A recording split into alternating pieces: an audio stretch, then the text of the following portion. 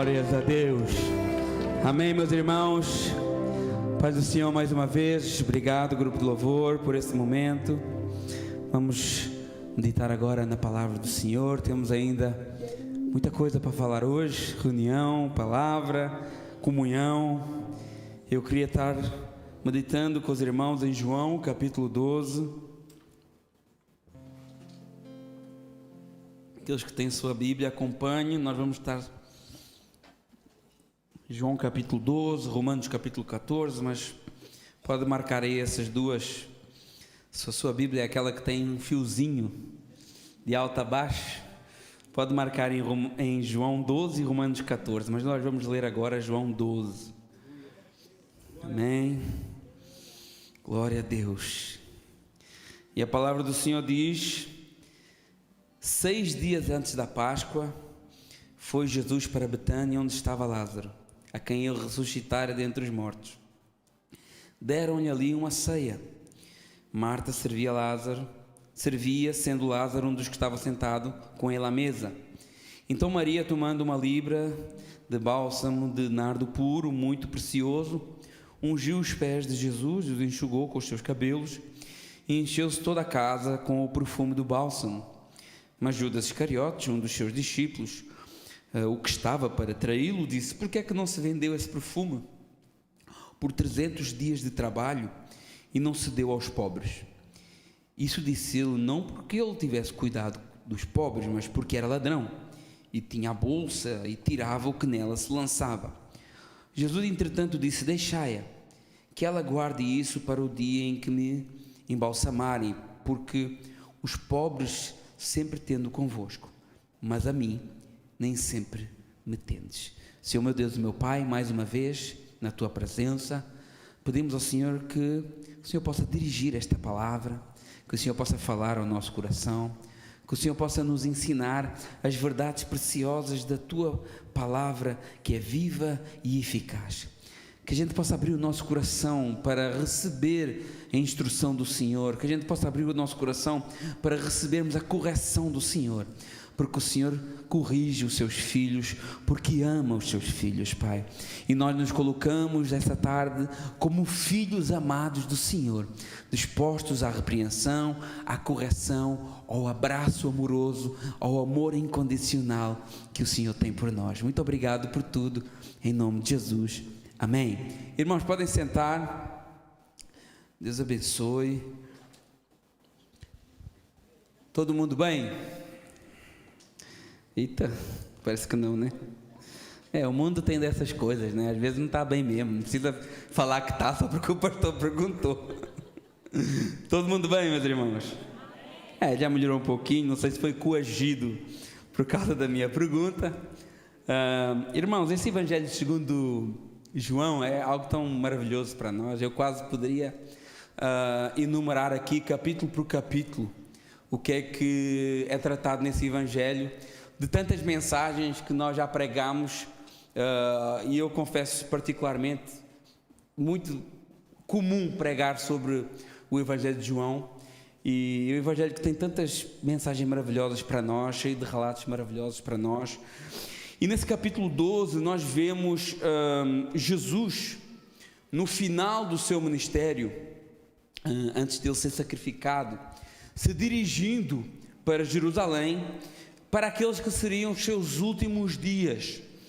E antes de chegar em Jerusalém, nós vemos aqui que ele faz um compasso de espera em Betânia.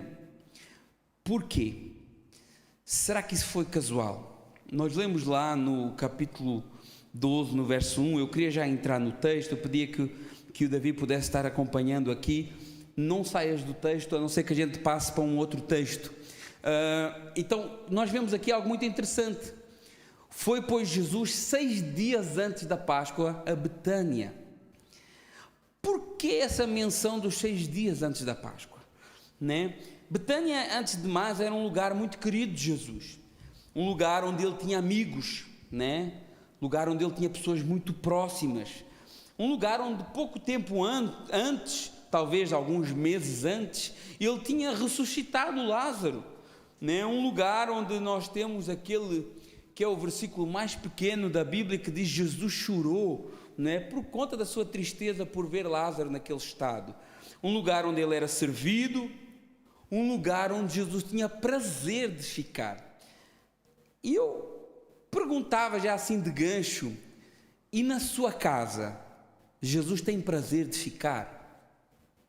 Será que a nossa casa é uma casa onde Jesus se agrada estar? Nós estamos servindo a Ele na nossa casa? Temos lugar para Ele lá? Ou estamos tão ocupados para o receber que Ele tem que marcar uma hora para ir lá? Né? A gente chega aqui na França, tudo é rendezvous, né? Tem até rendezvous para Jesus hoje. Não, Jesus, o meu rendezvous contigo é domingo. Então eu só venho falar comigo no domingo. Atenção, antes disso aí eu não estou. Eu tenho outros rendezvous importantes. A gente entra nessa onda da França. E Jesus tinha aqui em Betânia um lugar de refrigério, um lugar de descanso, um lugar agradável para ele ficar. Muito mais do que cumprir aqui esse momento de prazer com os seus queridos amigos, ele fica ali nessa cidade, e talvez a gente passe despercebido porquê, cumprindo um requisito que era um requisito importante da lei.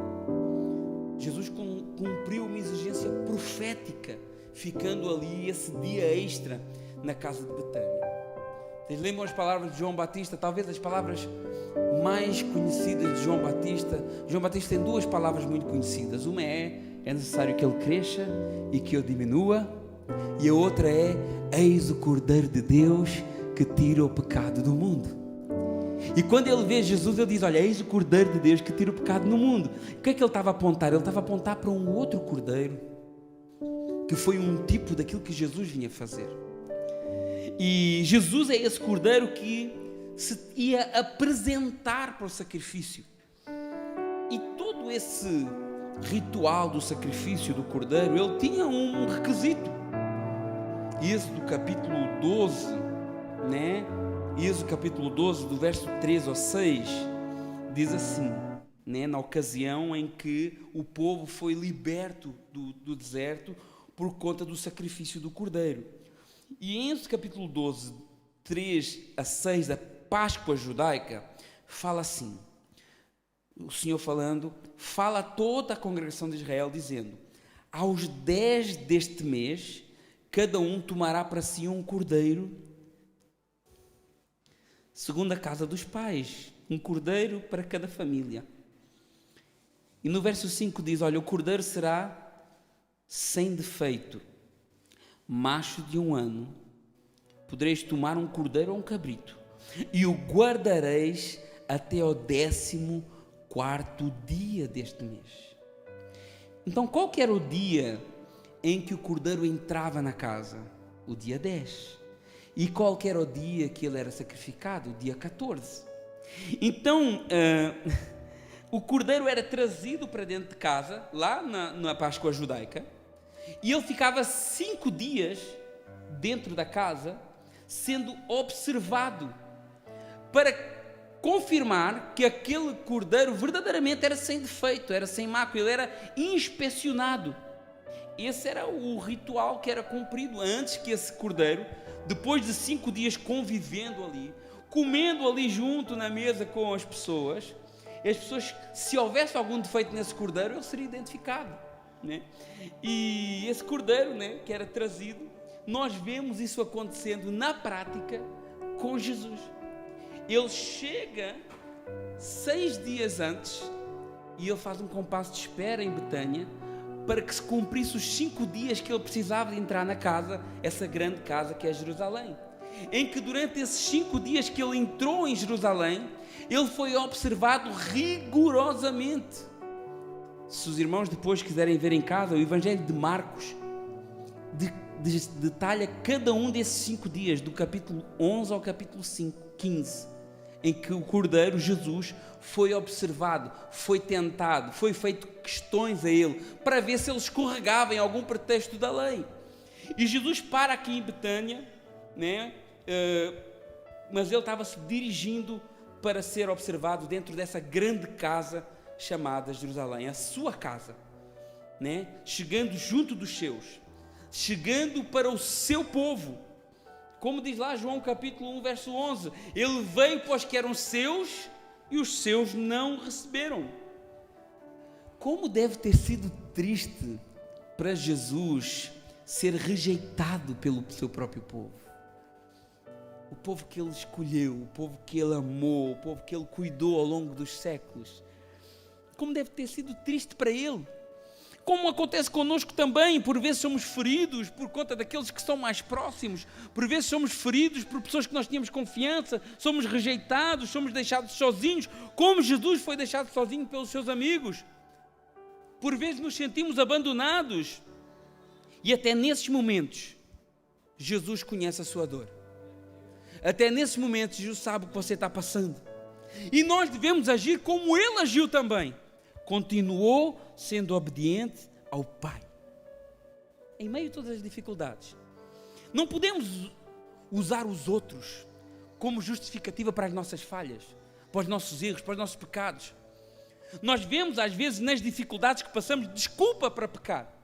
Desculpa para errar, desculpa para mentir, desculpa para criar vantagem ou para ganhar vantagem. Mas não é isso que aprendemos com Jesus. Não é isso que aprendemos com Jesus. Hebreus capítulo 4, verso 15 a 16 diz, olha, porque não temos um sumo sacerdote que não possa compadecer-se das nossas fraquezas. Antes foi Ele, Jesus, tentado em todas as coisas à nossa semelhança, mas sem pecado. Aproximemo-nos, portanto, confiadamente junto ao trono da graça, a fim de recebermos misericórdia e acharmos graça e socorro em momento oportuno. Está difícil? Se achega a Jesus. A sua carne chama para pecar? Se achega a Jesus. Aleluia! Você foi injustiçado, traído, montaram um complô contra mim lá no trabalho? Chegue-se a Jesus. Não use as circunstâncias da sua vida para justificar os seus erros. Um pecado não justifica o outro. Continua obediente a Deus. Olhe para Jesus e chegue-se ao trono da graça com confiança.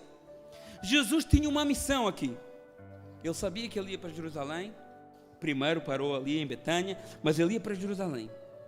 5 dias de uma cidade inteira observando Jesus.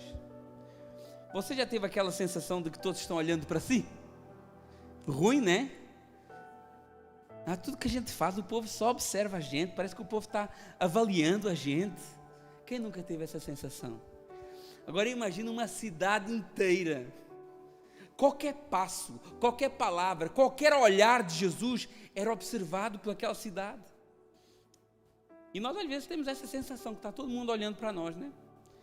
Às vezes isso é mania da perseguição, né? Primeiro que você não é Jesus, né? Mais provável é que ninguém tenha nem aí para ti.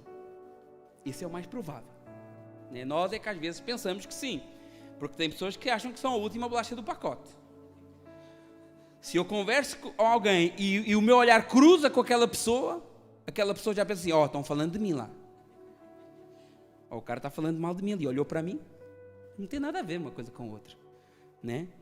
Então, se vocês têm a sensação que todos estão falando de si, assumem em primeiro lugar que isso pode ser mentira, que isso pode não ser verdade. Mas mesmo que seja verdade, que motivos você está dando para isso, né? Um pecado não justifica o outro, um erro não justifica o outro. Falar da vida alheia é errado, é pecado. Mas tem pessoas que fazem questão de dar mau testemunho. Tem pessoas que testam os outros com mau testemunho. E testemunho, é falado, é testemunhado. Da mesma maneira, quando você dá um bom testemunho, isso é falado, é anunciado. Quando você dá um mau testemunho, também é. É errado, o povo é fofoqueiro, é errado. Estou falando que é sério, não estou justificando. Mas você também está se colocando a jeito, né? Tem pessoas que fazem questão de dar mau testemunho. Fazem questão de, às vezes, postar coisas que não devem postar. Falar coisas que não devem falar. Vestir coisas que não devem vestir. Beber coisas que não devem beber. Frequentar lugares que não devem frequentar. Provocando os outros a falar da sua vida. Provocando os outros ao escândalo. Pastor, mas cada um não devia cuidar da sua vida? Sim, logicamente que sim. Mas a Bíblia diz que nós não vivemos mais para nós mesmos. Isso é algo muito sério. E isso não quer dizer que eu tenha que viver a vida dos outros, mas que eu tenho que pensar no meu próximo antes de eu falar alguma coisa. Romanos capítulo 14, meus irmãos, diz isso na íntegra. Na íntegra. Mas isso aqui é coisa de crente, hein? Isso é coisa para crente. Só crente verdadeiro consegue viver Romanos capítulo 14. Porque Romanos capítulo 14 fala em se negar pelo próximo. Coloca lá Romanos 14 no verso 13. Romanos 14, verso 13 começa muito bem, ó. Não nos julguemos mais uns aos outros, né? Até aqui tudo bem. Pelo contrário, verso 13, né? Tomai propósito de não pôr tropeço ou escândalo ao vosso irmão. Ou seja, se aquilo que eu faço, digo, posto numa rede social, frequento, mesmo que às vezes não seja pecado, mas se escandaliza o meu irmão, para que fazer? Para que fazer? Olha o verso 14, o que é que Paulo diz? Eu sei, estou persuadido no Senhor Jesus, que nenhuma coisa é por si mesmo impura, salvo aquele que assim a considera, para esse ele é impuro. Ou seja, Paulo está dizendo assim, olha, eu tenho maturidade, é o que Paulo está dizendo no verso 14, eu tenho maturidade para distinguir o que é puro e o que não é puro. Olha o verso 15. Mas, se por causa de comida o teu irmão se entristece, já não andas segundo o amor fraternal. Paulo está falando do que escandaliza, e dentre várias coisas está usando a comida como exemplo. Verso 15. Se por causa da comida não faças parecer aquele a favor de quem Cristo morreu, para que não sejas repreensível ao vosso bem. Então, quando nós fazemos alguém tropeçar pelo nosso mau testemunho, ou causamos escândalo a alguém, seja qual for o motivo, por muito parvo que seja, nós nos fazemos repreensíveis. Verso 17. Porque o reino de Deus não é comida e nem bebida, mas justiça, paz, alegria no Espírito Santo. Alguns olham para esse texto e dizem assim, está vendo, pastor? Está vendo, o reino de Deus não é comida nem bebida, não tem nada a ver com isso. Mas o texto não está dizendo isso, isso é a sua interpretação. O que Paulo está dizendo é que nós somos do reino, e nós não estamos agarrados a estas coisas, comida e bebida. Destas coisas nós podemos abrir mão. Se as coisas que eu falo escandalizam, eu posso abrir mão de falar. Se as coisas que eu bebo, se o vinho que eu bebo escandaliza, eu posso abrir mão de beber. Se aquilo que eu como escandaliza, eu posso abrir mão de comer. Se as coisas que eu posto na minha rede social escandalizam, eu posso abrir mão. Eu devo pensar antes de fazer, eu devo orar, eu devo... Senhor, será que isso vai edificar alguém ou vai ser motivo de tropeço para alguém? É isso que Paulo está dizendo, nós somos do reino, essas coisas aqui da terra não têm a ver com o reino. E eu posso abrir mão delas. E por que é que eu devo ter cuidado? Porque são coisas que não pertencem ao reino. Agora, o que eu não posso abrir mão é o que Paulo está falando aqui. O que pertence ao reino, justiça, paz, alegria no Espírito Santo. Isso que eu não abro mão. Agora, tudo o resto que pode escandalizar o irmão, eu abro mão, porque eu me preocupo com a vida do meu irmão. Vocês sabem que eu sou muito rigoroso contra o álcool, mas eu não posso dizer que um copo de vinho é pecado. Não tem texto bíblico para dizer isso. Mas às vezes, para alguns, um copo de vinho é pecado. Aí você vai lá nas suas redes sociais e tira uma foto de uma garrafa de vinho à mesa bebendo. Isso vai edificar o quê? Isso edifica quem? Isso causa tropeço na vida das pessoas. Porque alguns não têm maturidade. O que é que Paulo falou lá na frente? Eu sei que todas as coisas são puras. Eu sei disso. Mas e o povo? Entendem a importância de nós pensarmos nos outros antes de falarmos, antes de vestirmos, antes de comermos, antes de bebermos, antes de frequentarmos algum lugar, porque nós não vivemos mais para nós vivemos uns para os outros. E o verso 18 diz, aquele que deste modo serve a Cristo é agradável a Deus e aprovado pelos homens. Calma aí. Então é necessária a aprovação dos homens? É necessária a aprovação dos homens? Lógico que sim. Lógico que é o que o texto bíblico está a dizer. Paulo está falando da igreja. Porque hoje muitos procuram a aprovação do mundo. Do mundo nós não precisamos da aprovação. Mas Paulo, essa carta é para a igreja. Nós precisamos da aprovação da igreja, sim. Porque a igreja é a autoridade do Senhor na terra. E quando a igreja desliga, o Senhor desliga. Irmãos, isso é simples como água na palavra de Deus. Quando a gente vê que o Senhor fala assim, olha, onde tiverem 2 ou 3 em meu nome, aí eu estou reunido. A gente lê isso porque tem pouca gente, né? Tem pouca gente. Irmãos, nós somos pouquinhos, né? Mas onde está 2 ou 3 no nome do Senhor, aí Ele está no nosso meio. Aleluia, glória a Deus. Não tem nada a ver com isso o texto. O texto está falando de como tirar um irmão da comunhão. É grave isso, é importante isso.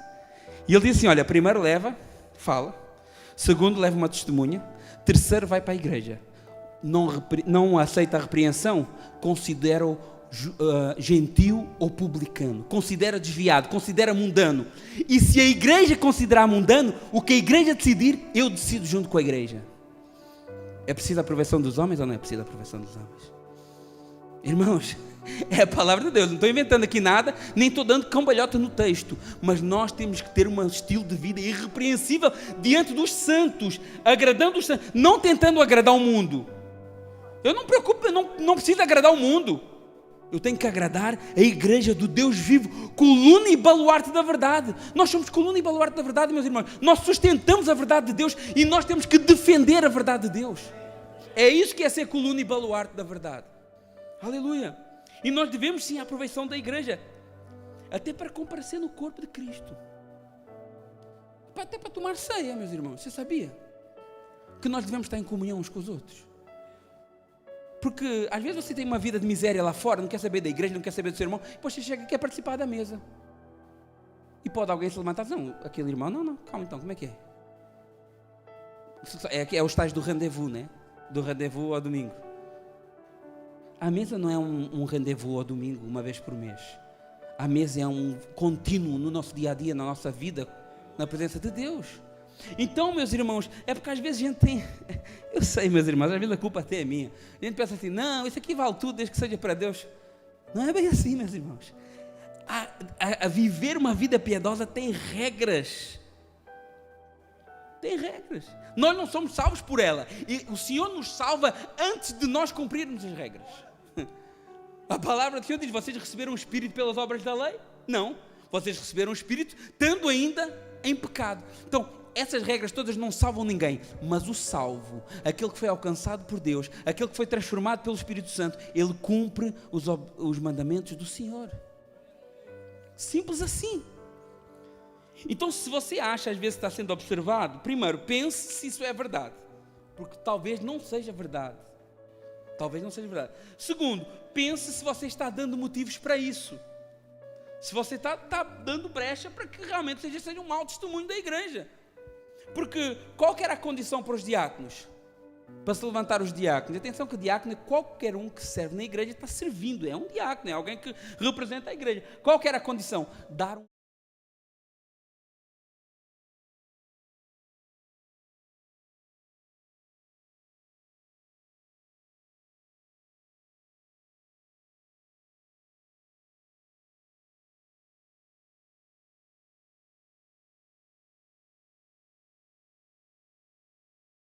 Talvez você esteja dando motivos para isso.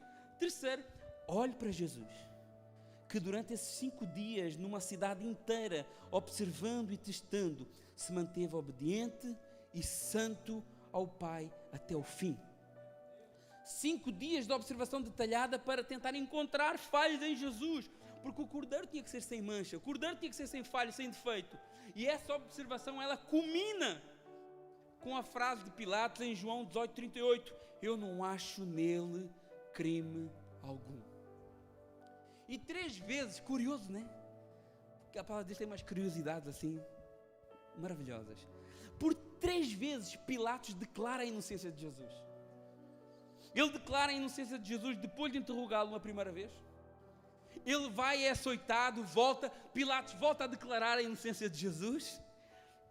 E depois de colocar a coroa de espinhos, ele volta e Pilatos volta a declarar a inocência de Jesus 3 vezes, porque ele era santo. Santo era Jesus. Aleluia. Pilatos, sem saber, estava a fazer o que os serafins fizeram ali em Isaías capítulo 6. Santo, santo, santo é o Senhor dos exércitos. Aleluia. A santidade de Deus proclamada 3 vezes pelos anjos, pelos anciões e por Pilatos, um gentil, um pagão. E esse santo, ele se fez pecador por nós. Ele não foi pecador, mas ele se fez pecado por nós naquela cruz. Porque o nosso pecado, ele tem um preço. Você talvez às vezes brinca, nós, eu também, irmãos, eu também tenho alturas que eu peco, eu não sou perfeito. Eu luto para não pecar, eu luto para andar sempre fiel à Escritura, àquilo que o Senhor tem para mim, mas eu também sou ser humano. Eu também digo, como Paulo dizia, miserável homem que sou, quem me livrará do corpo desta morte? Não sou diferente, não sou super santo. Eu acho que esse púlpito está muito alto, eu tinha que estar mais embaixo do que vocês. Então, nós às vezes brincamos com o pecado, mas o pecado tem um preço. O salário do pecado é a morte. E esse santo, ele se faz pecado por nós, paga esse preço por nós. E o curioso, meus irmãos, não sei se vocês já estudaram outras religiões antigas, toda religião tem algo em comum.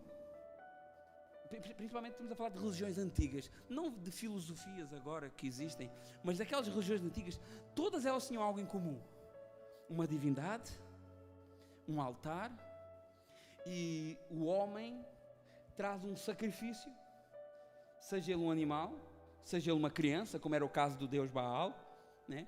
E esse sacrifício o homem leva para que de alguma maneira ele encontrasse um favor de Deus, para que de alguma maneira ele tivesse comunhão com Deus. Então todas as religiões da antiguidade funcionavam assim. Os deuses gregos, os deuses romanos, os deuses da Mesopotâmia, da Babilônia, funcionava tudo assim. Havia um sacrifício que o homem levava para arranjar graça de Deus. E o cristianismo é o único que o próprio Deus, ele traz o sacrifício, que é Jesus, para Ele poder ter relacionamento conosco. Aleluia! Jesus foi esse sacrifício que Deus nos deu a nós. Foi Ele que preparou o sacrifício, foi Ele que preparou o cordeiro, Ele que fez tudo. Aleluia! E esse cordeiro tinha que cumprir esse ritual que estava pré-estabelecido e que apontava para Ele mesmo. Lá no Egito, o cordeiro foi uma representação simbólica daquilo que Jesus ia fazer. O cordeiro do Egito era algo que estava por vir lá na frente, era um tipo de Cristo. No Egito, esse derramar do sangue do cordeiro, ele representou a libertação da escravidão física. Mas na cruz, Jesus nos libertou da escravidão espiritual, da escravidão do pecado. Por isso que ele diz em Colossenses 1,13, Ele nos libertou do império das trevas e nos transportou para o reino do seu Filho amado. E tudo tinha que ser conforme pré-estabelecido. Jesus chega 6 dias antes, mas a profecia dizia 5. Jesus chegou adiantado? Não. Havia algo importante que ele queria nos ensinar aqui na casa de Betânia. E por isso ele reserva um dia para ficar em Betânia. Todos entendemos porque é que ele chega um dia antes. Todos entendemos porque é que ele tinha que entrar na cidade 5 dias antes do sacrifício. Porque ele era cordeiro. E o cordeiro tinha que ser inspecionado, testado. No verso 2 de João capítulo 12, diz ali: deram-lhe pois ali uma ceia. Marta servia, sendo Lázaro um dos que estavam sentados com ele à mesa. Olha que visão maravilhosa. Irmãos, imagina o prazer de receber Jesus em tua casa. Pensa assim, eu sei que Jesus, Ele está conosco, Ele está lá, mas imagina de receber a pessoa de Jesus em carne e osso, como essas pessoas receberam. Tipo, coloca lá naquele cenário ali, como é que seria a tua reação? Será que você serviria de qualquer jeito? Não, Jesus, senta aí, senta onde você quiser aí, e vamos ver o que é que tem no frigorífico para comer. Não, você preparava esse momento. Era o que você preparava. Ai, o rei vem na minha casa. O rei dos reis, o Senhor dos senhores. Aquele que nos criou, que nos formou do barro. Será que você encarava esse momento assim de ânimo leve? Né? E nós vemos aqui no verso 2 e também no verso 3 aspectos importantes para a família cristã, para a casa cristã, para o lar cristão. Nós temos Marta, que servia, nós temos Lázaro, que estava sentado à mesa, e depois no verso 3 nós vamos ver Maria, que adorava a Deus. Essa casa de Betânia, João nos mostra 3 pilares importantes da família cristã. Primeiro é importante ver que cada um deles era usado de uma maneira específica. A Marta era mais daquela pessoa de servir, Lázaro era mais daquela pessoa da comunhão, de estar conversando, e Maria dava tudo o que ela tinha, né? A igreja tem dessas coisas também, essa multiforme maneira de Deus operar através de cada um. Nem todos são pregadores, nem todos são cantores, nem todos são ministros, nem todos são técnicos de som, nem todos são diáconos, mas todos têm um lugar nessa igreja do Senhor.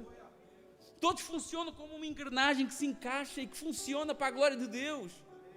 Nós vemos isso nessa casa aqui de Betânia também, cada um com o seu dom, servindo o Senhor de uma maneira, né? Temos Marta, que servia, trabalhadeira, né? Nós vemos ela lá em Lucas capítulo 10, do verso 38 a 42, parece que ela é ali até meio repreendida por Jesus, porque ela começa a questionar, ela trabalhando, atarefada, e Maria aos pés de Jesus, né? Ouvindo, absorvendo de Jesus, e Marta tem ali uma frustração e diz: olha, ó Jesus, tu não te importas que a minha irmã não faça nada, que não me ajude? Eu estou aqui com tanto zelo para te servir, e tu não te importas que ela fique só parada e não me ajude? E parece que Jesus repreende Marta. Na realidade, Jesus não repreendeu Marta por ela estar trabalhando. Jesus apenas disse que o lugar de Maria era mais saboroso, né? Porque o trabalho e o serviço é importante também, né? A palavra de Deus, ela nos manda, ela nos chama para servir. A palavra de Deus nos chama para trabalhar na sua obra, nos chama para investirmos em trabalho e em tempo na obra do Senhor. Claro que hoje entramos na onda de extremos, e existem extremos também na igreja. Existem pessoas também que trabalham tanto na igreja que nem para Deus têm tempo. A gente falou nisso num estudo bíblico aí atrás, o Fernando fez uma pergunta. Hoje em dia os missionários, os pastores, as pessoas que estão à frente da obra de Deus, às vezes estão tão atarefados, socorrendo fazendo uma coisa, e indo ali, indo aqui, que depois às vezes não tem nem tempo para preparar um sermão direito. Às vezes estamos tão atrapalhados que não conseguimos nem estar na presença de Deus, né? Então há extremos, temos que ter cuidado com o ativismo, realmente, esse ativismo religioso, mas também há o extremo do secular, né? Que eu trabalho tanto, que eu não estou a falar de um período em que eu trabalho mais porque eu tenho um objetivo aqui. Eu estou a trabalhar num estilo de vida em que a pessoa não tem tempo para nada. Então é preciso não entrarmos em extremos. Não entrarmos em extremos, temos que ter tempo para Deus. Quantas famílias, às vezes famílias pastorais, destruídas por causa do trabalho na igreja. E quantas famílias normais destruídas porque o trabalho não deixa vir para a igreja. Então veem como é preciso ter tanto equilíbrio aqui. E nós vemos que as duas coisas são ruins. As duas coisas são ruins.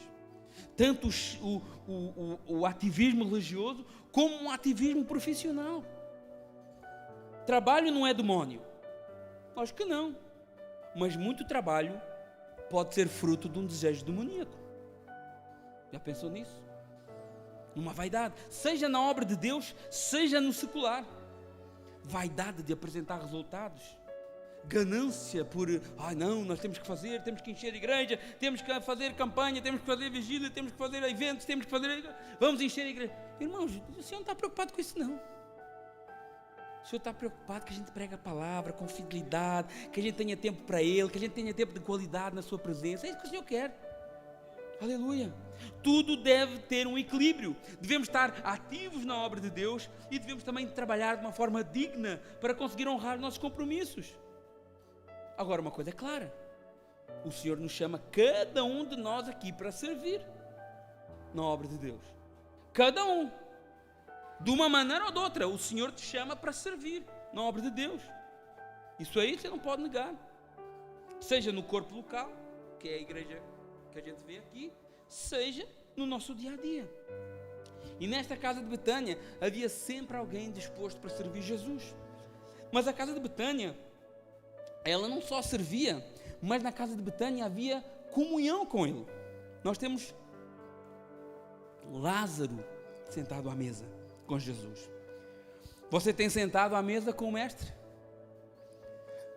Você tem sentado à mesa com Jesus na sua casa? É tão difícil, não é? É tão corrido. É tão corrido. Mas será que tem um momento em que você senta, puxa uma cadeira e diz: Jesus, senta aí comigo um pouco, vamos conversar? Será que tem esse momento lá na sua casa? Através da oração, através da palavra.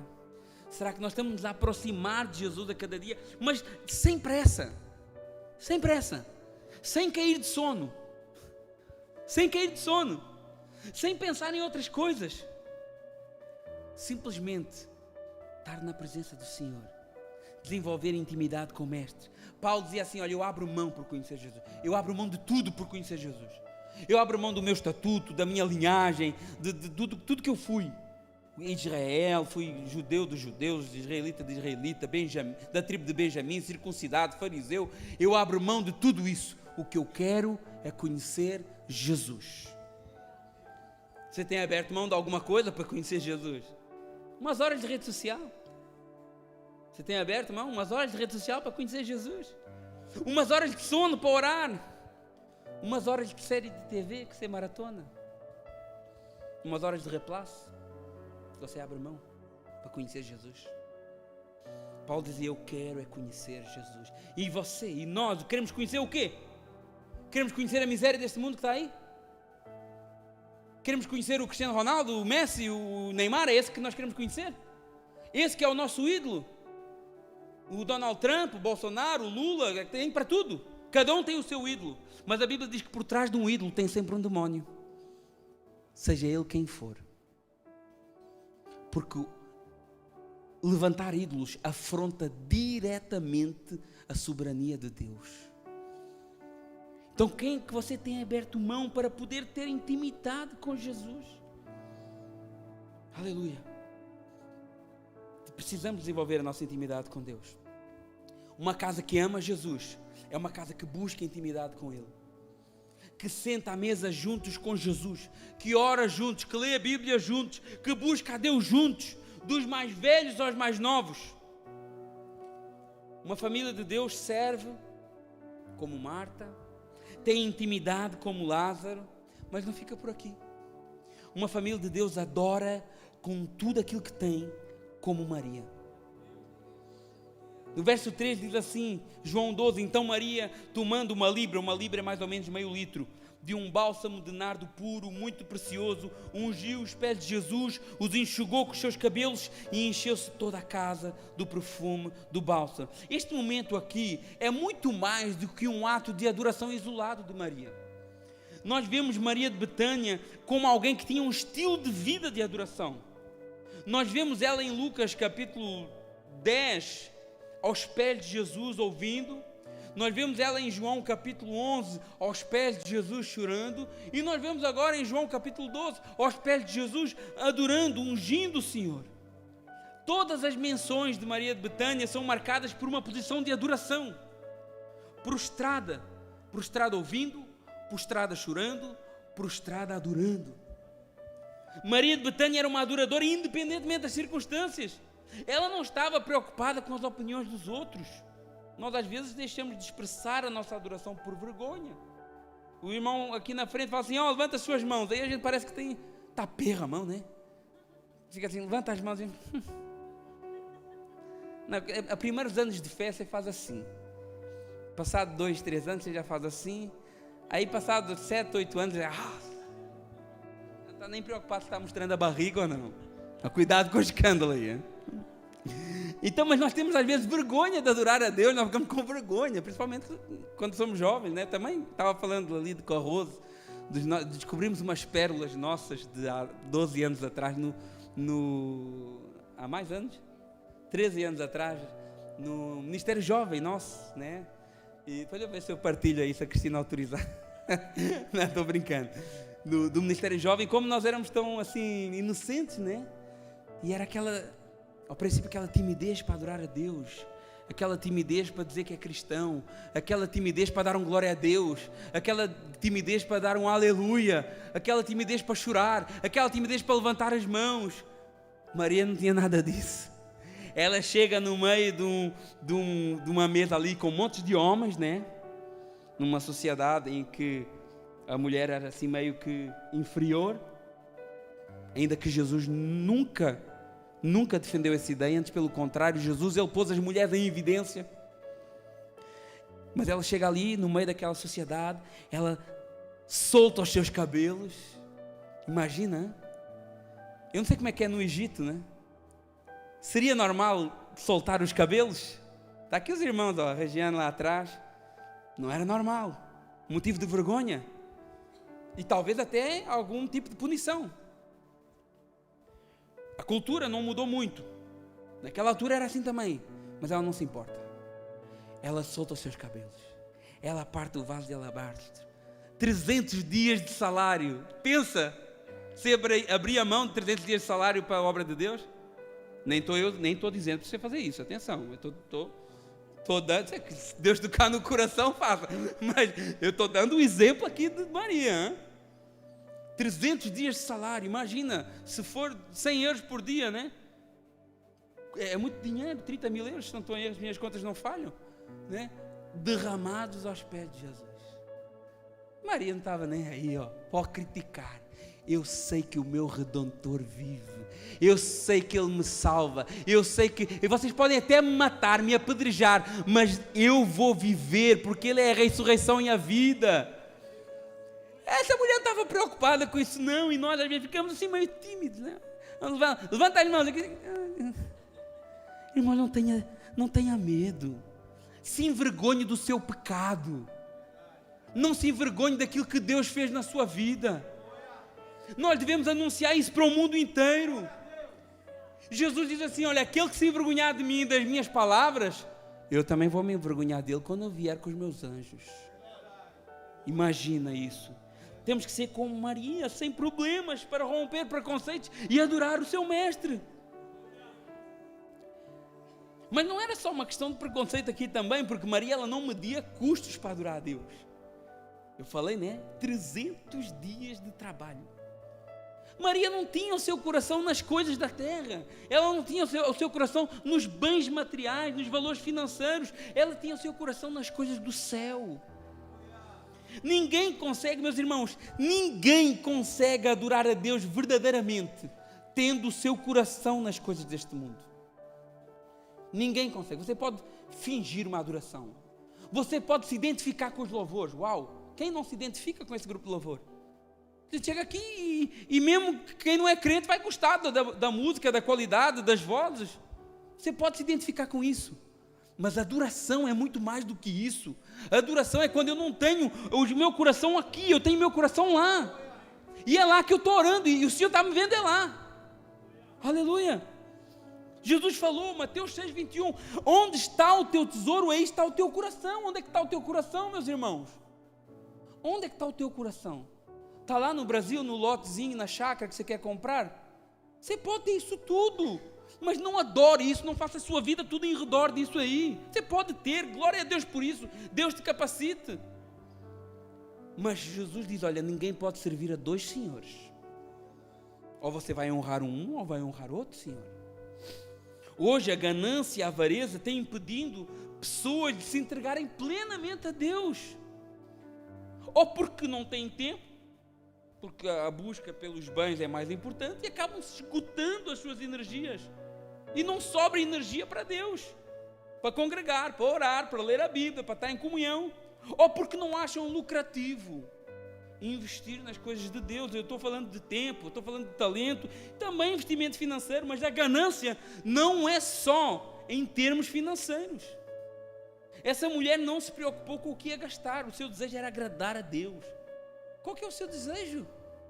Você tem desejo de agradar a Deus? Você tem desejo de fazer algo agradável a Deus? Como é que você agrada? Como é que eu sirvo a Deus? Deus precisa ser servido? Você acha que Deus precisa ser servido? Não. Como é que Jesus diz que eu servi a Deus? Olha, quando vis alguém passando fome, dá um prato de comida para ele, que é como se estivesse fazendo para mim. Quando você vê alguém passando sede, dá um copo de água para ele, porque é como se estivesse dando para mim. Quando você vê alguém que não tem roupa, coloca uma roupa nele, é como se estivesse me vestindo a mim. Quando você vê alguém doente, ora por ele, vai visitá-lo no hospital, é como se tu estivesse me visitando e orando por mim. Então, o Senhor nos chama para nos desprendermos dessas falsidades, dessas hipocrisias e servir a Deus verdadeiramente, tendo tempo, dedicando tempo, esforços e, claro, também recursos. Capítulo 12, verso 4. Mas Judas Iscariotes, um dos seus discípulos que estava para traí-lo, disse: não pensem, eu quase que não fiz aqui os pontos, né? Esse Judas, um desses discípulos, o Evangelho de João retrata só Judas, mas quando nós vamos ver o texto paralelo de Mateus e de Marcos, não foi só Judas que criticou, os discípulos criticaram, mas João, não sei porquê, tinha qualquer coisa com Judas ali, e parece que João faz sempre questão de lembrar que Judas era ladrão, não sei porquê, acho que a relação deles não foi muito boa, mas quando a gente vai a Mateus e a Marcos, a gente vê que não era só Judas, os discípulos estavam criticando aquela atitude da mulher, né? Aqueles que deveriam ser um exemplo, aqueles que deveriam entender o valor de Jesus, aqueles que deveriam adorar sem reservas, foram os primeiros a criticar um ato genuíno de adoração. Irmãos, muitas vezes o inimigo ele vai usar para nos desanimar, não é os lá de fora não, é os aqui de dentro sim, pessoas que estão do nosso lado, pessoas que deviam nos animar, pessoas que deviam orar por nós, pessoas que deviam estar aqui do nosso lado dando a mão, às vezes são essas que vão nos desanimar, como aconteceu aqui. Os discípulos, que deviam ser as pessoas que aplaudiam aquele ato, que glorificavam a Deus por aquele ato, que diziam aleluia por aquele ato, ali naquele ato devia ter começado um culto de louvor e adoração a Deus. Mas os discípulos que deveriam fazer isso, foram os primeiros a criticar. O que acontece connosco? Da nossa casa. Ir à igreja para quê? Cansado de ir à igreja, religiosa, estás a ser muito religiosa. Tem coisas tão interessantes para fazer, vamos agarrar nos meninos e vamos aproveitar um parque. Mas tem a semana toda para fazer isso. A semana toda não, tem o sábado, tem amanhã. Mas para quê? Dar o meu dízimo, dar dinheiro para pastor, ele está lá usufruindo, né? Vocês viram o meu carro, né? Bomba. Está lá usufruindo do dinheiro, não sei o quê. Que loucura. Para que perdoar? Para que perdoar? Por que você está com ele ainda? Ele não presta, larga. Você é nova ainda, tem uma vida pela frente. Às vezes aqueles que deviam nos apoiar são os que mais nos empurram para o mal. Claro que tudo aqui traz um assinado de Satanás, né? Então sempre que você se propõe a fazer algo que é um ato de adoração a Deus, vão aparecer Judas para te criticar. O próprio Pedro caiu nesse erro.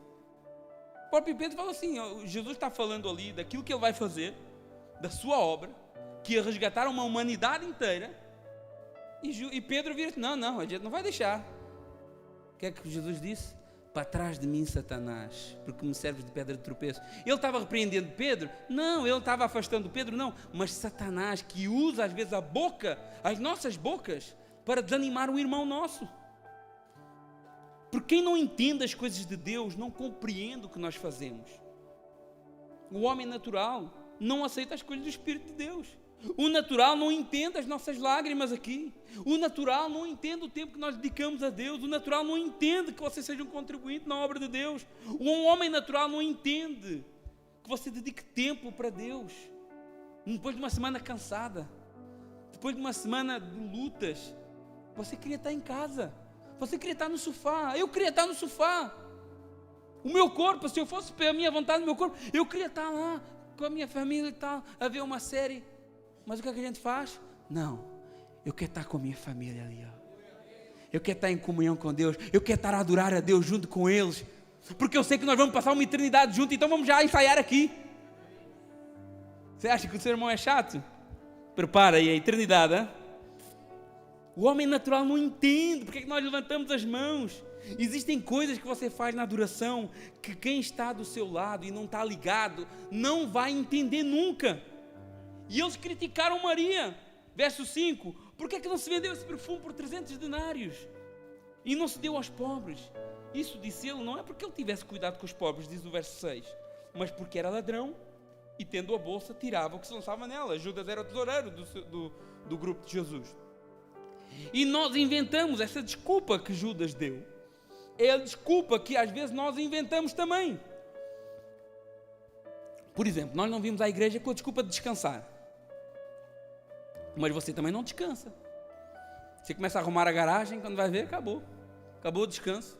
Começa a arrumar a casa, começa a fazer isso, começa a arrumar o guarda-roupa, começa a engomar a roupa. Descansou o quê?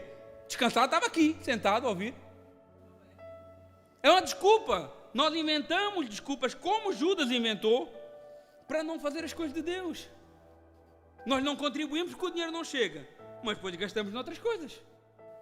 É uma desculpa que a gente usa. Nós não lemos a Bíblia porque não temos tempo, mas temos tempo para outras coisas. Nós não oramos porque temos sono, porque temos muito sono, adormecemos. Mas às vezes ficamos acordados a ver outras coisas. Quando vai ver, já é meia-noite, tenho que ir dormir. Pois é, mas quando está ali a Bíblia não acontece isso, já dorme no sono na hora. Então nós vemos que nós não somos diferentes de Judas e dos outros discípulos. Apenas apresentamos desculpas diferentes para reais intenções.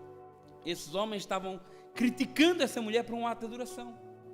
Ela não estava bebendo, ela não estava fofocando, ela não estava se prostituindo, ela não estava sensualizando com as suas roupas, ela estava adorando a Deus.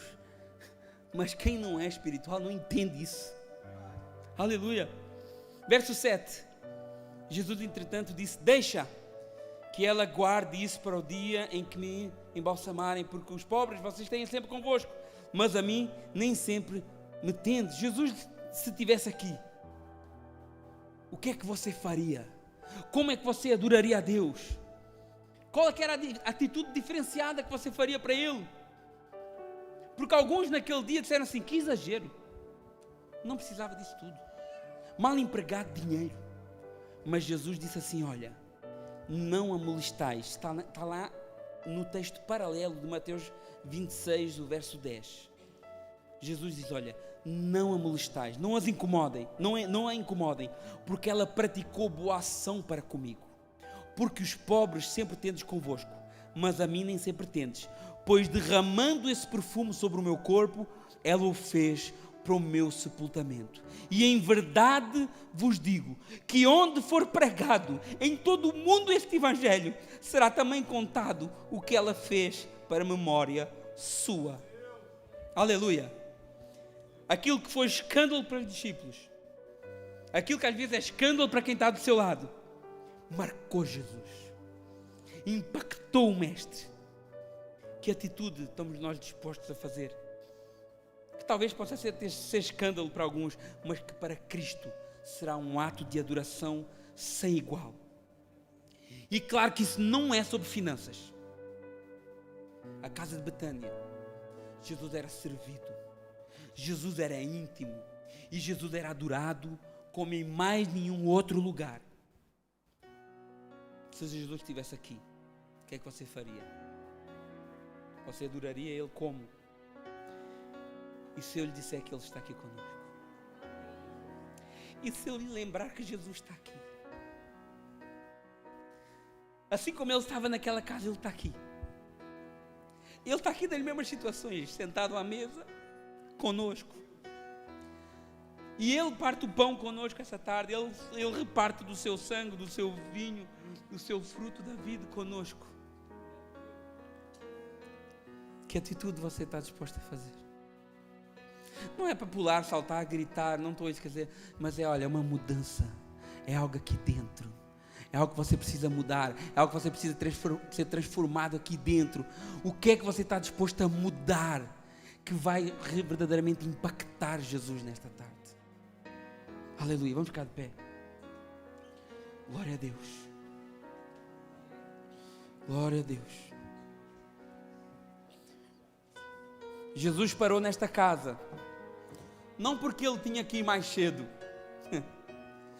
mas porque ele sabia que algo grandioso ia acontecer neste lugar. Ele sabia que um ato de adoração sem igual ia ter lugar nesta casa. Obrigado, meus irmãos. E Deus procura isso. Deus procura isso. A palavra do Senhor de Deus diz, João capítulo 4, verso 23, o Senhor Jesus diz assim: olha, vem a hora, e já chegou essa hora, em que os verdadeiros adoradores adorarão o Pai em espírito e em verdade. Porque são estes que o Pai procura para seus adoradores. Maria, sem saber, estava preparando Jesus para a sua sepultura. Jesus, nos próximos 5 dias, ele seria observado, ele seria tentado, inspecionado, e Maria, simbolicamente, preparou Jesus para esse momento. 5 dias antes, o sacrifício, o cordeiro, entrou na casa de Jerusalém para a vistoria. E ele entrou exaltado como um rei. Hosana, bendito é o que vem em nome do Senhor. Essa foi a recepção do povo. Mas o mesmo povo que gritava Hosana, 5 dias depois gritou: crucifiquem-no. Eles esperavam um libertador político. Eles esperavam alguém que viesse livrar o povo dos poderes de Roma, de trazer a glória financeira, material de Israel, dos tempos de Davi, dos tempos de Salomão. Era isso que eles esperavam. Eles estavam preocupados com os 300 denários daquele perfume. Era isso que o povo queria. O povo estava preocupado com os denários, com o dinheiro, com o estatuto, com as riquezas. Mas Jesus não estava preocupado com isso. Jesus estava preocupado em resgatar um povo para ser chamado de seu povo. Aleluia. Glória a Deus. Glória a Deus. Privilégio podermos sentar à mesa do Senhor. Tente se levar para essa casa de Betânia, porque o cenário é o mesmo. Temos pessoas servindo, temos pessoas sentadas, tendo intimidade com o Senhor, ouvindo o Senhor, porque a palavra de Deus é a palavra do Senhor. Temos pessoas adorando, umas mais do que outras, pessoas derramando o seu vaso de alabastro nos pés do Senhor. Mas o mais importante disso tudo é que temos Jesus à mesa, e Jesus vai ser servido nesta tarde. Já pensou porque é que ele nasceu numa manjedoura? Porque ele é o manjar que é servido por nós. Aleluia. Vamos louvar.